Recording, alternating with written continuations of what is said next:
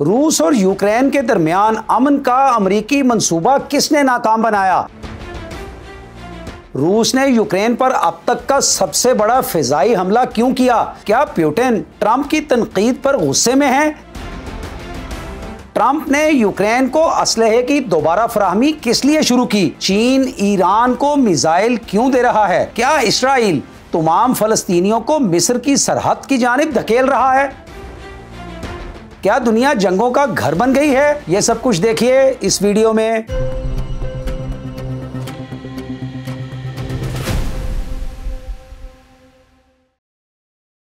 अस्सलामुअलैकुम, मेरा नाम है सज्जाद शफीक भट्ट। दुनिया तो बस जैसे जंगों का घर बनकर रह गई है।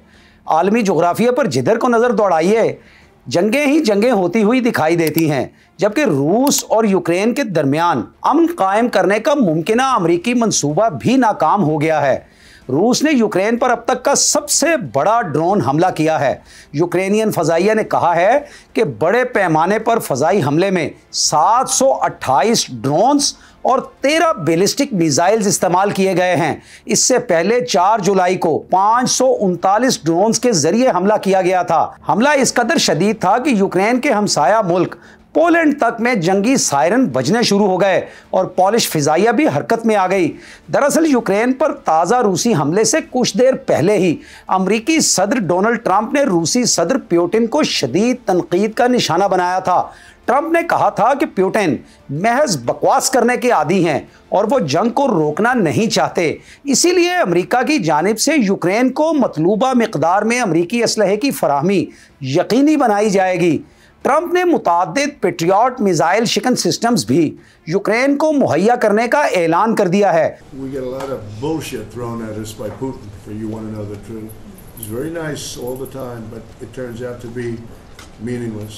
जबकि क्रेमलिन के तर्जुमान दमित्री पेस्कोव ने वाजे किया था कि अमेरिका दो अमली का मुजाहिरा कर रहा है, क्योंकि यूक्रेन को अमरीकी हथियारों की फराहमी का सिलसिला कभी भी मुकम्मल तौर पर बंद नहीं हुआ था।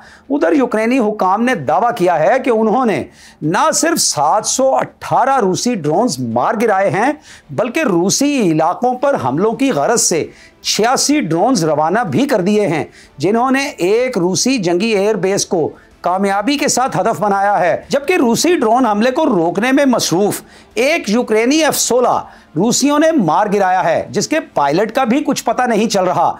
यूक्रेन ने गुज़िश्ता माह भी सैकड़ों ड्रोन्स के जरिए रूस पर बहुत बड़ा हमला करके उसके 40 जंगी तैयारे तबाह कर देने का दावा किया था। इसके बाद रूस ने 322 ड्रोन्स के जरिए यूक्रेन की सरजमीन पर मुख्तलिफ मकामात को हदफ बनाया था।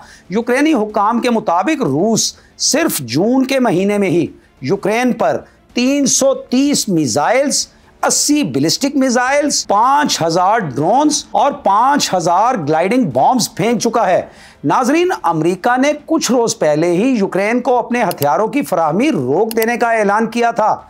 अमरीकी वजीर दिफा पीट हेग्सेथ ने कहा था कि अमेरिका को खुद अपनी हिफाजत के लिए भी हथियारों की जरूरत है और अमेरिका अपने दिफा पर समझौता करके दूसरी अक़वाम की मदद नहीं कर सकता। जंगी मुबस्सिरीन ने पीट हेग्सेथ के इसी बयान की रोशनी में अंदाज़ा लगाया था कि अमेरिका का गोला बारूद का ज़ख़ीरा कम पड़ता जा रहा है, और इस अमर की तस्दीक इस बात से भी होती है कि अब अमरीकी सदर ने यूक्रेन को असलहा फराहमी का आगाज़ करते हुए अमेरिकन सिक्योरिटी कॉन्ट्रैक्टर्स को हुक्म जारी किया है कि वो गोला बारूद की तैयारी का काम तेज़ी के साथ सर अंजाम दें। नाज़रीन, रूस के खिलाफ जंग में यूक्रेन के इत्तहादियों में सिर्फ अमेरिका ही नहीं बल्कि करीब करीब पूरा यूरोप शरीक है।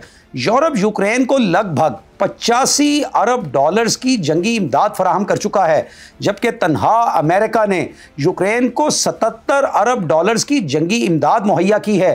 डोनाल्ड ट्रंप का दावा है कि उन्होंने तो यूक्रेन की जंगी इमदाद कभी भी बंद नहीं की थी, लेकिन उनकी इंतज़ामिया को अमरीकी ज़रूरियात का ख्याल सबसे पहले रखना होता है। तो ऐसा मुमकिन है कि इंतज़ामी उमूर के बाइस अमरीकी हथियारों की यूक्रेन को फराहमी में कुछ ताअत्तुल आ गया हो। दर हकीकत ये अमेरिका के वजीर दिफा पीट हेग्सेथ थे, जिन्होंने यूक्रेन की जंगी इमदाद में वक्फे का ऐलान किया था। लेकिन अब व्हाइट हाउस का कहना है कि इस बारे में उन्हें कभी मुत्तला नहीं किया गया।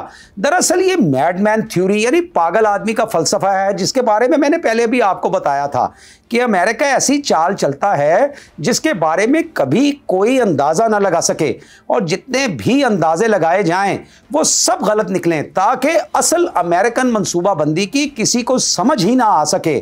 सदर निक्सन ने सबसे पहले इस थ्योरी पर अमल दरामद किया था, जबकि डोनाल्ड ट्रंप इस हवाले से रिचर्ड निक्सन से भी बाजी ले गए हैं। वो किसी को समझ ही नहीं आने देते कि अगले ही लम्हे वो क्या कर रहे होंगे या अगली ही बात वो क्या कह रहे होंगे। दूसरी जानिब चीन ने ईरान को जमीन से फजा में हमलावर होने वाले मिसाइलों की एक बड़ी तादाद फराहम कर दी है।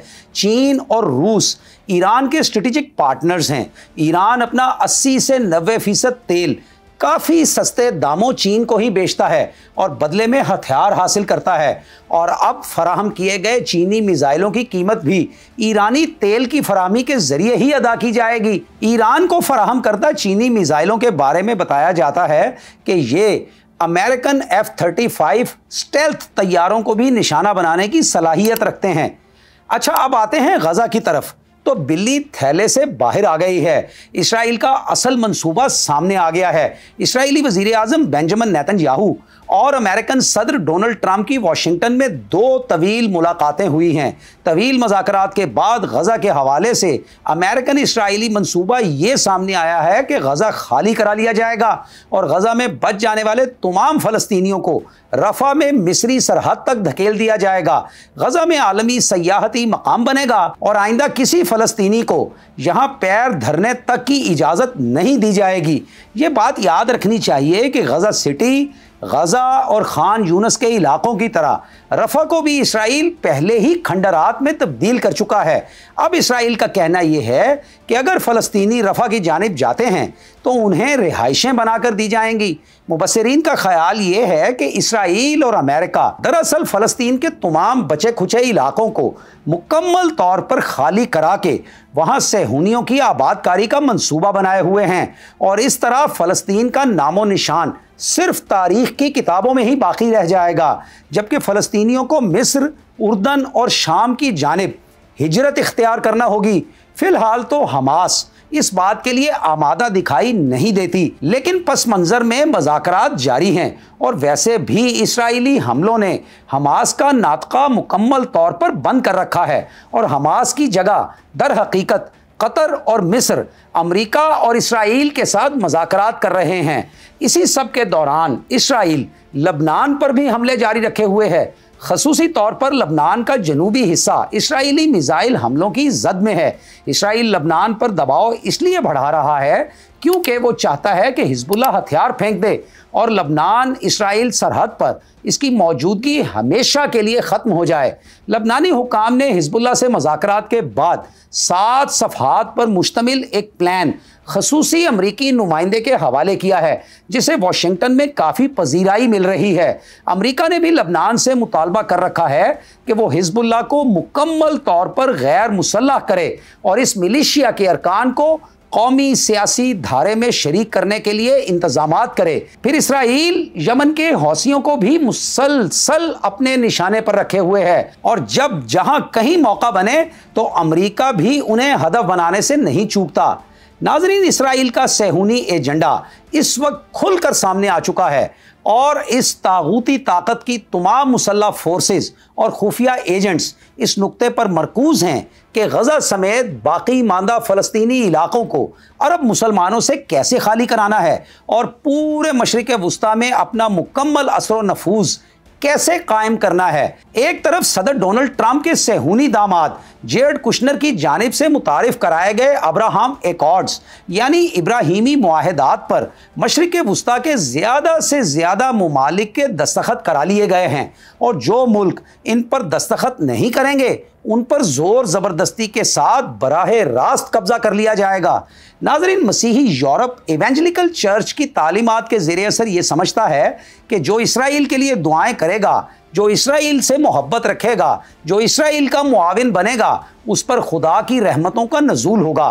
हालांकि इसराइल का मतलब कोई मुल्क या खिता या कौम हरगिज नहीं है, बल्कि इसराइल अल्लाह के बंदे को कहते हैं, यानी अब्दुल्लाह और इसराइल हम मानी अल्फाज हैं। और इसराइल दर हकीकत अल्लाह के बरगुज़ीदा नबी हज़रत याकूब अलैहिस्सलाम का ही एक नाम था जिससे उनको पुकारा गया। लेकिन क्या कीजिए कि दुनिया वैसे तो इस वक्त जदीद तरीन दुनिया का तस्वुर पेश करती है, उलूम व फ़नून का ज़ौक़ व शौक़ रखने वाली दुनिया का तस्वुर पेश करती है, तामीर व तरक्की के उरूज पर पहुंची हुई दुनिया का तस्वुर पेश करती है, लेकिन ज़हनी तौर पर पसमानदा अफराद और अक़वाम को उनकी गलत दीनी तशरीहात के ज़रिए और फिर इन गलत तशरीहात पर दुनिया का नक्शा तरतीब देते देख कर अल्लामा इकबाल का एक शेर याद आ जाता है, जिसमें वो कहते हैं कि नया पुराना कुछ नहीं होता, जहालत व शऊर पहले ज़मानों में भी थे और अब भी वैसे के वैसे ही हैं। ये खैर व शर का मार्का है जो रोज़े अव्वल से जारी है और क़यामत तक जारी रहेगा। इकबाल ने कहा था, ज़माना एक, हयात एक, कायनात भी एक, दलील कम नज़री, क़िस्सा कदीम व जदीद। और मुझे तो लगता है कि दुनिया एक इंतहाई ख़तरनाक दोराहे की जानिब बढ़ रही है और आइंदा आलमी मार्का प्रो इस्लाम और एंटी इस्लाम फोर्सेस के माबैन होगा।